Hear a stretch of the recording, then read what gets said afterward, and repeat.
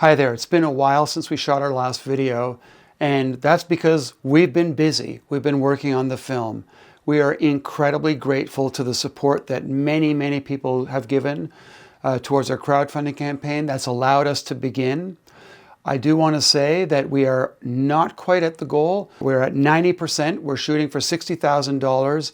And if you're able to join us in the hard work of making this film, please do join our crowdfunding campaign. Please make a contribution. Let's get all the way. We're almost there. We can do it. But I wanted to share what we have been doing since we started.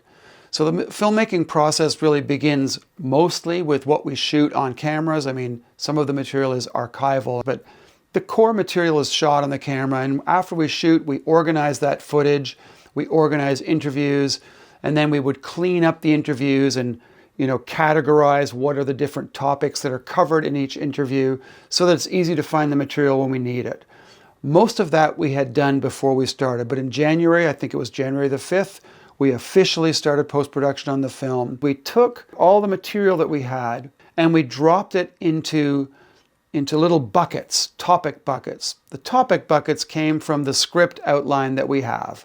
So taking the script and breaking it into tiny little pieces on each subject, each theme or item that's in that storytelling, and we then distributed all that interview material into each of the buckets. That was the first step. Then the second step is to review each of these topic buckets and put the material now into story blocks, the building blocks that will turn into scenes that will turn into a movie, basically.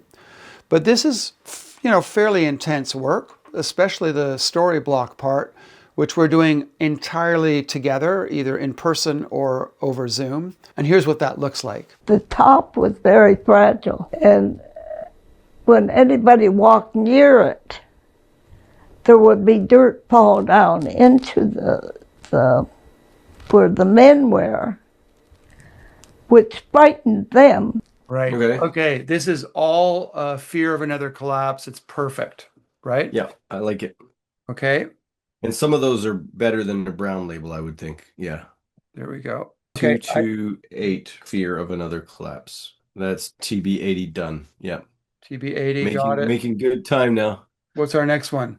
81, Keith suggests safety measures. Now this, of course, shows us what material we have, what material we don't have. There will be some pickup shots that we'll do next summer.